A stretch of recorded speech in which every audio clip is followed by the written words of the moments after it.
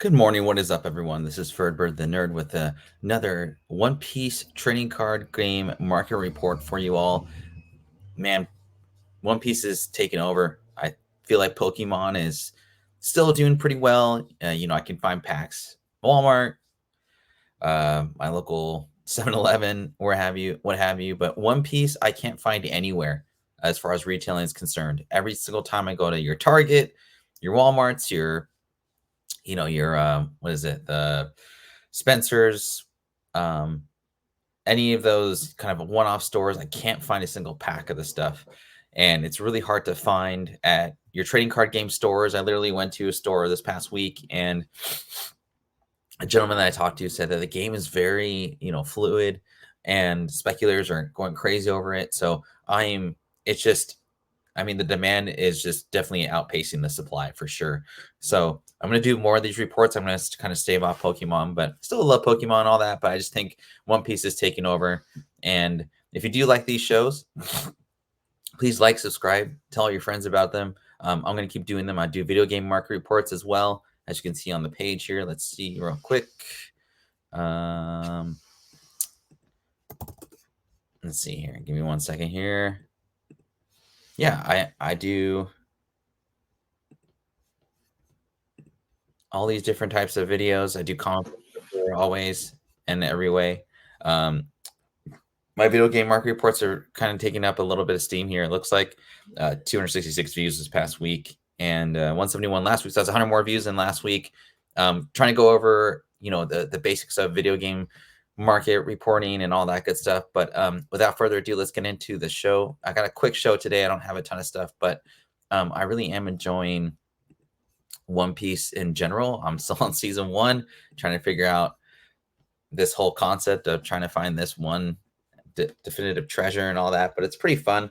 I do really enjoy it. And yeah, let's see here. Give me 1 second. Okay. And I do hope you enjoy these, so just give me a like, subscribe, and yeah, we'll keep doing this for you guys. So first off, give me 1 second. You're gonna just push the refresh button on this bad boy. Technical difficulties. Okay. All right. Balo Betty from the 5th set of One Piece. Thanks to trading card game player, TCG player, whatever you want to call it, for all the info on this. They've been really a great resource to kind of look at for the trends and the what the hot cards are in each set. And they do a top 10 list on their website as well. It's pretty cool. It's a beautiful card. It's really inexpensive. What I find is, like, the nice thing about One Piece is they're not putting out a ton of sets. And so you can kind of segregate which set to really collect if you like those sets. And it's, again, the supply is not hitting the demand. So if you can't find packs around your area, I think you can go singles and just collect those. But I'm more of the sealed person. Like to hold on to the sealed stuff because that's more entertaining, more fun. But this show today has a lot of like sets that are individual cards that you could buy for like really low instead of trying to pop open 3 packs and get one of those guys. And this is one of them. It's $10 raw. PSA 10s go for about 10 or $30 asking. I feel like for 3 times you might just get a PSA 10. Or if you are trying to play the game and get this card in your set, $10 isn't bad versus trying to buy a whole box of OP5. And we'll look at the cost of sets later. I think it's just better just to buy this card outright. But on to the next. All right, Jory Bonnie, another beautiful mega card, and this card's from the 7th set or 7th expansion. I guess 6th expansion. Goes from 50 to 89 depending on the day and grade, which essentially equates to about 200 to 300 in PSA 10. I just think this card's so dope just because of you have Jory Bonnie in the front and then Homebro in the background. It just really, the art's just really amazing on these cards. I think it's a good chemistry between digital and manga art itself. But yeah, this is definitely one of the go-to cards to get in that set, and it might again be a fun, crack open a box and see if you can get one of these guys along with the other cards in the set. But it's equates to about $200 to 300 in PSA 10. I'm more of a CGC grader, but PSA seems to have the stronghold on the hobby. So Jory Bonnie from OP07. Another OP07 card that's I think a pretty good card. This character gains 1,000 power and cannot be KO'd by effects on your opponent's turn. It goes to 10 to 15 bucks depending on the grade. Again, it's 30 bucks PSA 10. If you're trying to get a PSA 10, I'd probably just buy the PSA 10 outright. This could be a good candidate for Becca grading services or PSA or a CGC 10 in CGC. But again, the art's just beautiful on this. Like, just appreciating the art on these cards, kind of just like how I used to do with comic books or do with comic books. It's kind of cool to see the art on these cards and just appreciate the art itself, which makes it a lot more fun to open the packs too. So, Borsellino, OP07, on to the next. Jimb from, again, OP07. Super cheap card for sure. Play up to 1, the 7 Warlords of the Sea. Type character card with a cost of 4 or less other than Jimb from your hand. I don't know exactly if that's a good, ability or what have you, but I think the art, again, is just really cool on these cards. Again, that cross from digital to actual art is really cool. And the fact that he, incorporates the whole entire card, the full art deal, I think is really cool. I'll scoop it up for 5 to 10 bucks raw. I probably wouldn't grade this card, but just based off of the collectability, it's not that rare, and it's fairly inexpensive. Definitely want to go for this card for sure. Jimb from OP07. And I actually pulled this card earlier this week from ISO OP07. I feel like this card is one of the lower end rares to get. I see starting bids from 29 all the way up to getting to 50 on this. I will do a giveaway for this card if we get 15 hours viewed on this show, or 200 views in total within the next week. I definitely will do it. I'll give away this card. I have it behind me over here. I'll post on my Instagram.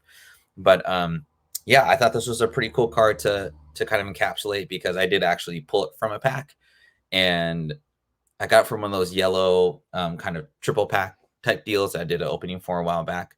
But yeah, $29.99 starting bids, 50 bucks. It's a really beautiful card, this Japanese version, obviously. And yeah, hopefully you'll get this card in a pack. Excuse me. We're about 10 minutes into the show, like about 8 minutes into the show, and I really do enjoy doing these shows and appreciate everyone's support. If you could hit that like button for me, subscribe, tell all your friends. I'd really appreciate it. And we'll keep doing those until people stop watching our shows. But yeah, let's go on to the next one. Tony Chopper, the 700 bucks for this bad boy. Now, this isn't from an like an expansion set or what have you. It's from the EB Memorial set. I'll take a look at trading card, or let's see. TCG player, let's see. Let's take a look. All right, give me 1 second here.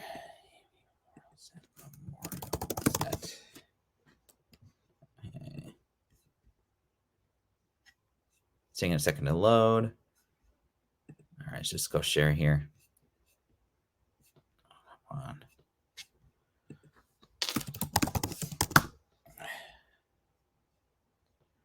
So this is the Memorial Booster pack. Let's see here. So this is the card. Its rarity is insane. It crept up almost $100 in 3 months. There's a few listings for this card itself, but has to be one of the tougher cards to get. But $119 for a booster box isn't too expensive. There's some other cool cards in this set as well. I mean, if you can crack this open for $119 and get this bad boy, it might be worth it just to buy one box and then keep one sealed with the thought that this may be one later down the road that people are just going to be cracking open boxes for. What's crazy about One Piece, I just, realized this as I kind of go through these, like Pokemon, not to poo-poo on Pokemon, but there's Pokemon boxes that go for $119, and the highest price card in that box is like $36, and it's a Charizard reprint from like 50 years ago. So I think, with the cool thing about One Piece in general is they have a lot of characters that they can derive different cards from and do different things as well. Like Tony Chopper. I haven't gotten that far into the show that I haven't even seen this guy yet. And there's gotta be like 50 characters that I've run into watching the show, but $700 for this bad boy. I don't see any graded. That's raw. That's insane for a set. I would say, man, like my kind of, I guess, advice if you're trying to make, try to do a flip on this, open up a box of those bad boys, try and go for this Tony Chopper, or just sell or rip them open and try and see if you can get, your money back. $119 though for a potential $700 card isn't bad at all. So on to the next. Monkey D. Luffy from the OP07 set. This is the best non-manga card of the set. If you don't know what OP07 is, it's the 500 years in the future set. So definitely go looking for this card. It's, Luffy's the main character of the show, obviously, and he's the one to get in all these sets. But $39.99 for a near mint. KO up to one of your opponent's characters with a cost of 4 or less. It's a super rare, but it's not like an ultra rare type card. It's definitely not the most expensive card out of the set, but I think it's the best manga card of the set. And last but not least, the gift collection from 2023 is a promo set. It's a gift sealed product, $320 on TCG player, not TCG card. And I think it's just really, so each box comes out with 6, so it's roughly about $55 per box. Let's take a look at it real quick.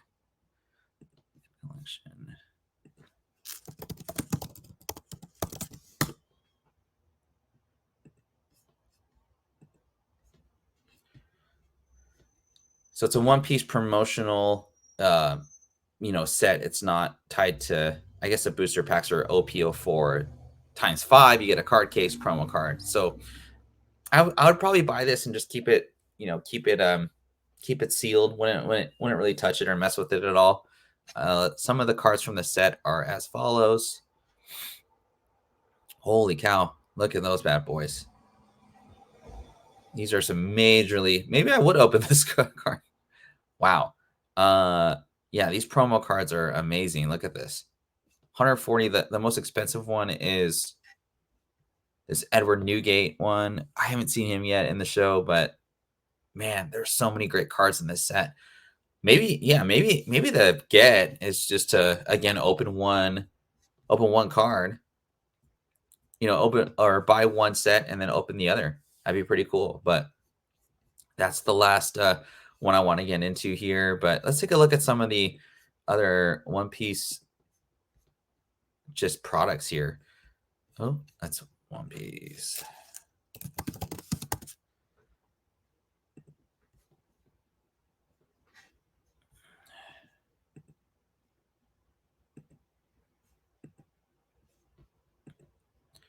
I just like looking at sealed products because it's the easiest way to like invest. These are case prices, right? So Pillars of Strength is definitely the number 2 set to get sealed in the whole entire series.